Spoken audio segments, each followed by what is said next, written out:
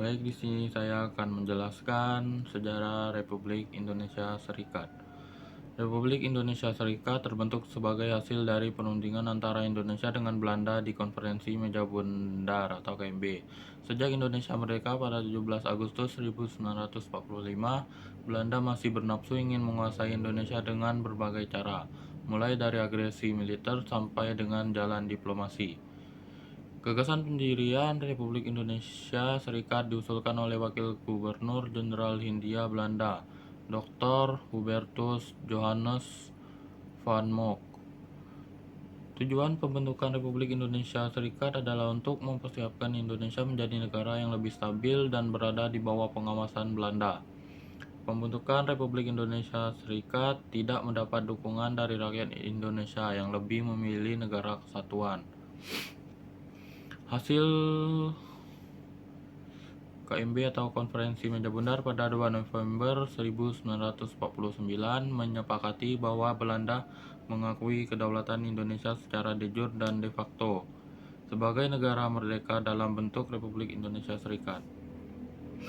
Konstitusi Republik Indonesia Serikat menegaskan bahwa Republik Indonesia Serikat adalah negara hukum yang demokratis dan berbentuk federasi. Sistem pemerintahan yang dianut adalah sistem pemerintahan parlementer dengan presiden sebagai simbol negara dan perdana menteri sebagai pemegang kekuasaan eksekutif.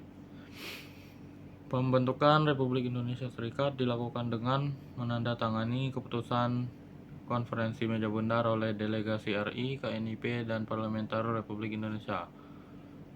Muhammad Hatta menjadi Perdana Menteri Republik Indonesia Serikat, sedangkan Insinyur Soekarno menjadi Presiden Republik Indonesia Serikat, dan Mr. Saad menjadi Presiden Republik Indonesia, dan Mr. Sartono menjadi Ketua DPR RI. Anggota DPR dan Senat diambil dari tiap negara bagian sebanyak 2 orang wakil dengan total 32 orang dari 16 negara bagian. Selanjutnya akan dijelaskan oleh teman saya. Di sini saya akan menjelaskan tujuan dibentuknya Republik Indonesia Serikat. Ialah tidak lain untuk melemahkan dan memecahkan kekuatan dari bangsa Indonesia. Bahkan salah satu kesepakatan KMB, Indonesia menjadi negara persemakmuran dengan kerajaan Belanda seperti Inggris dan Malaysia, yakni Republik Indonesia Serikat dengan kerajaan Belanda tergabung dalam Konferensi Uni Belanda Indonesia yang diketuai oleh Ratu Belanda. Di sini saya akan menjelaskan bagaimana masyarakat Indonesia menentang terbentuknya Republik Indonesia Serikat. Dari masyarakat Indonesia sendiri menyatakan tidak setuju dengan dibentuknya Republik Indonesia Serikat dan menentang keras hasil dari Konferensi Meja Bundar. Alasan utamanya adalah bahwa sistem ini dikaitkan dengan warisan kolonialisme. Masyarakat Indonesia pun menginginkan negara kesatuan Indonesia kembali. Upaya ini kemudian dikemukakan oleh Muhammad Natsir dengan emosi integralnya yang membuka jalan kembalinya Republik Indonesia. Baiklah, di sini saya akan menceritakan bagaimana dibubarnya RIS.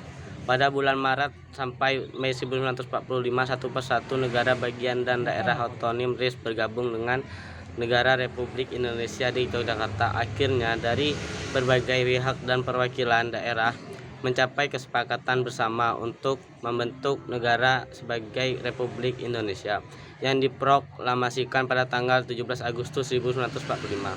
Hal ini menandai dibubarkannya negara Republik Indonesia sebagai negara bagian RIS. Republik Indonesia Serikat secara resmi dibubarkan oleh Presiden Soekarno pada tanggal 1950 bertepatan dengan Hari Proklamasi Kemerdekaan dan digantikan dengan Negara Kesatuan Republik Indonesia (NKRI).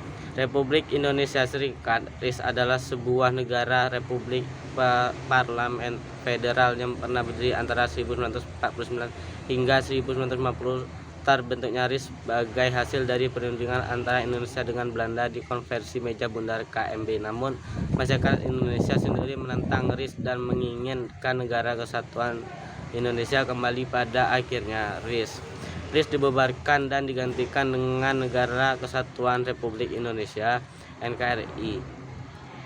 Sekian, terima kasih.